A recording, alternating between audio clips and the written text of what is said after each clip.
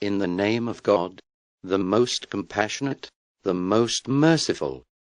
Welcome to Islam for Dummies. Previously, we discussed the Quran's description of the expanding universe. Today, we will be talking about the Quran's description of the Big Bang and the common origin of all space and matter. It is important to point out that while it is not a science textbook, yet the Quran mentions numerous scientific facts long before they were discovered. First, we will examine the creation of the universe through the Big Bang. When you look out at the universe and look at the other distant galaxies, you see that they're all fleeing away from us, that they're all moving outward at huge velocities.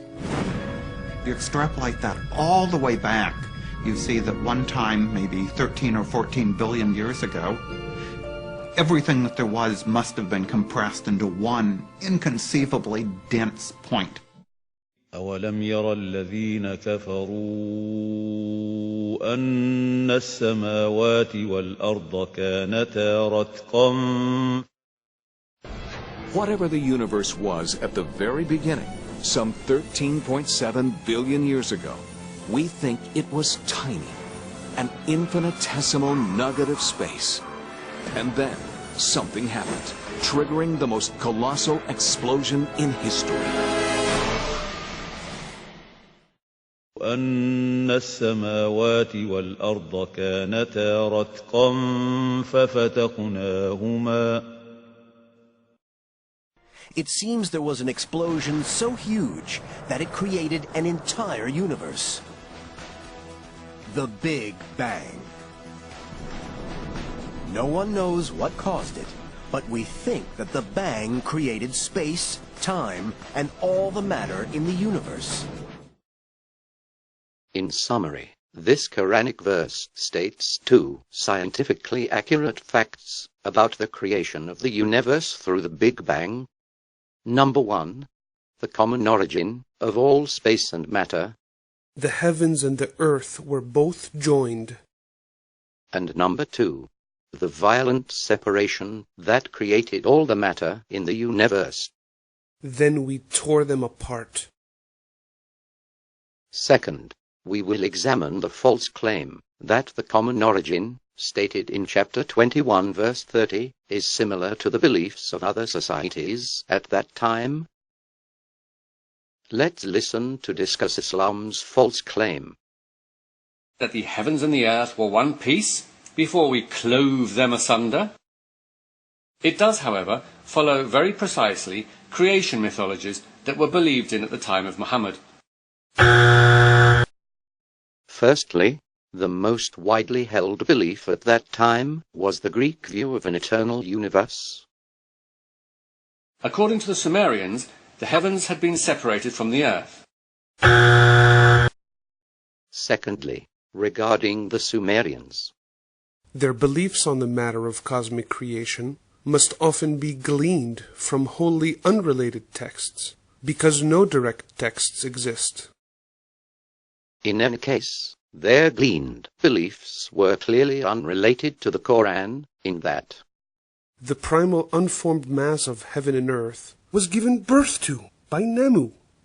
Thereafter, it was the union of heaven with earth which produced the great gods. Discuss Islam is also confused about the ancient Egyptian beliefs. And the idea that the heavens and the earth were one single block that was broken into two was common in ancient Egypt. Thirdly, this is an utter fabrication. According to crystallinks.com and other sources, the ancient Egyptians believed that during the day, the gods Jeb and his twin sister wife, Nut, are separated, but each evening Nut comes down to meet Jeb, and this causes darkness. She gives birth to the sun in the east and swallows the sun in the west. The meeting of the Egyptian gods, Jeb and his twin sister wife, Nut, to cause night and day, is not even remotely similar to verse 21:30. Fourthly, both the Sumerian and ancient Egyptian civilizations died out more than 700 years before the Quran, and their beliefs were only discovered recently by archaeologists. As a result, the Quran's accurate description of the common origin of all matter in the heavens and the earth is very different from the ridiculous beliefs of ancient societies. Third, we will examine the false notion that the terminology used in this verse does not match with science. Here's the false claim about verse 21:30, which states that the heavens and the earth were both joined before being torn apart. The Big Bang is not about a lump blowing up. Matter did not exist to be cloven asunder, and there was certainly no splitting of earth from heaven. Every single part of Discuss Islam's statement is incorrect. As we saw earlier, just prior to the Big Bang, everything that there was must have been compressed into one inconceivably dense point. And the final false claim is that one can hardly think of a more inaccurate description of the Big Bang than this verse.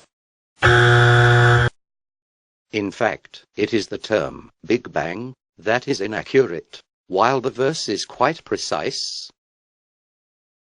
It was meant to be a derisive term. However, the Big Bang is really a contradiction because it was not big and there was no bang.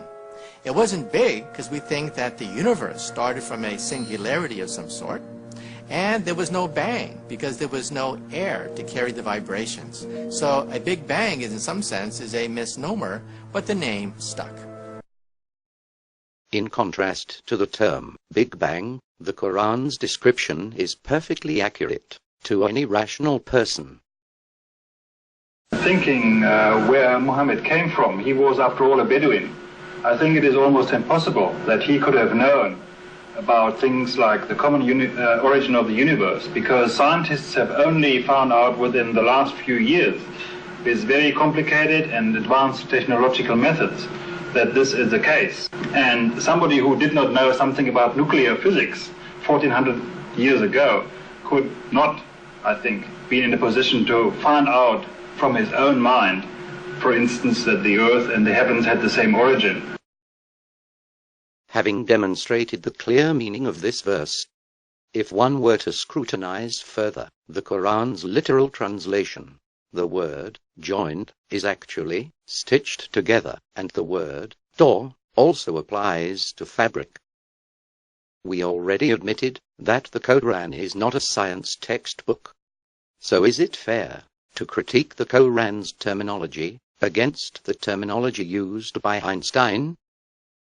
Let's see about that. In 1905, Einstein published his theory of special relativity, which explored the link between space and time. In Einstein's view, there isn't really a separate thing. There's space and then there's time. But there's just one thing, space-time, that we all live in. He thought of this new space-time as a fabric weaving together space and time. In 1915, Einstein developed his theory of general relativity, which modified special relativity to include gravity and its effects on this fabric of space-time. Mass is a term used to describe the energy and matter that objects contain. The larger the mass of an object, the greater its distortion of the space-time fabric, the stronger the effects of gravity. Gravity is not really a force.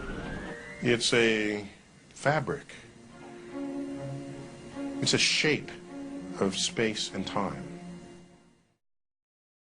As a result, the Quran's description of the common origin and violent separation of all matter is not only more precise than the term of Big Bang itself, but the terminology of fabric stunningly coincides with Einstein's descriptions of space and matter. In conclusion, The Quran chapter 21 verse 30 correctly states that everything in the universe came from a common origin before being ripped apart. The Quran accurately describes the Big Bang better than the term itself, while this scientific discovery could not have been known 1400 years ago. Furthermore, the verse's unusual terminology of fabric is amazingly identical to the ingenious description of space and matter by elite scientists like Einstein. And as usual, those attempting to refute the Quran's clear signs have only succeeded in proving their own ignorance about the scientific evidence and about the beliefs of ancient societies. We sincerely hope you enjoyed this episode of Islam for Dummies, and we hope to see you again next time.